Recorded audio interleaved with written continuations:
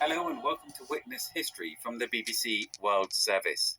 This week we're looking at key moments from the Second World War in the Pacific, which ended 75 years ago when Japan surrendered to Allied forces. The surrender came after US planes dropped 2 atomic bombs on Japanese cities. The first was dropped on Hiroshima on the 6th of August 1945. The second exploded over the Japanese city of Nagasaki. Luis Hidalgo has collected memories from that day from the BBC archive. It's the 9th of August, 1945. 3 days earlier, the Americans had dropped the first atomic bomb the world had ever seen on the Japanese city of Hiroshima. Now, before dawn breaks over the Pacific Ocean, 3 American B-29 bombers are taking off again. On board is a British observer, Group Captain Leonard Cheshire. We took off at 2 o'clock in the morning. We were only notified we were going 6 hours before.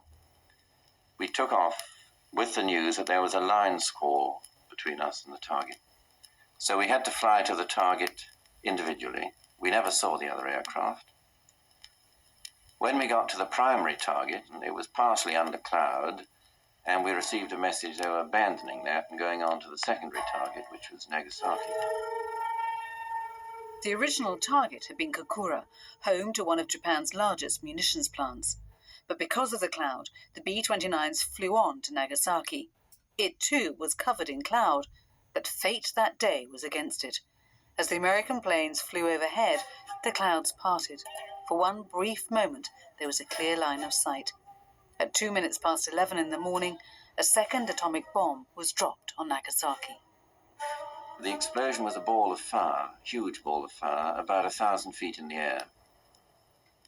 And it was rocketing upwards, I should think, at about 30,000 feet a minute, I don't know, tremendous speed. And it was leaving behind it a column of sort of yellow, sulphurous-looking cloud that reached right down to the ground and then pyramided out. And I should think the diameter of the pyramid was the same as the diameter of the ball of smoke 60,000 feet up.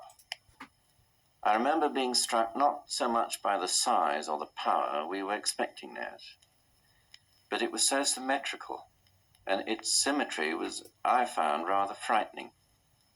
A strong flash, about 1,000 times as powerful as the lightning, pierced through the windows and hit us.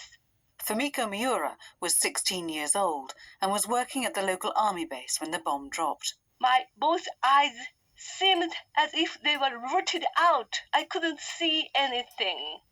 Then powerful, huge blast came, and I was knocked down. The sky was dark, very quiet. I thought the world came to an end. It was so powerful.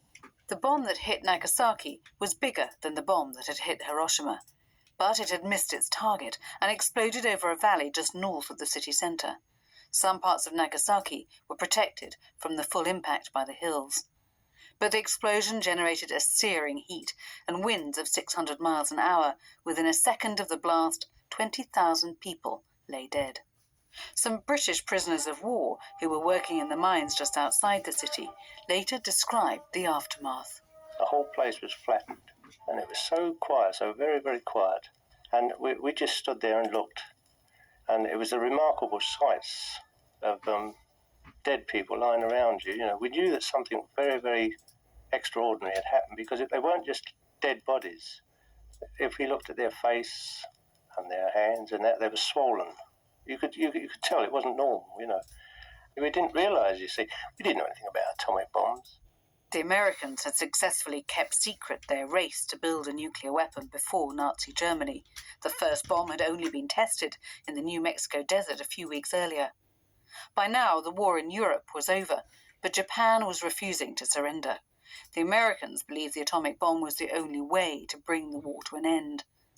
But on the ground, no one knew what it was or what to expect. 私は当時16歳で爆心地から1.8キロのところを My name is Sumiteru Taniguchi. On August 9 in 1945, I was a 16 years old boy and was delivering letters on the bicycle at about 1.8 kilometers far from the hypocenter when the bomb was dropped. そしてあっという間に熱線と放射能で焼かれて I was thrown off the ground. My back was burnt by the blast, by the intense heat. When I raised my head after a while, I realized the skin of my left arm was dropped down like an old rug. And the clothes I was wearing were disappeared. For hours after the attack, Japanese officials in Tokyo tried unsuccessfully to contact the city. Eventually, they had to send people to find out. No one had heard of radiation. People who later reached the city talked of apocalyptic scenes, of a landscape that had been blasted grey, and of thousands of hideously burnt people huddling in shanties, coughing up and urinating blood.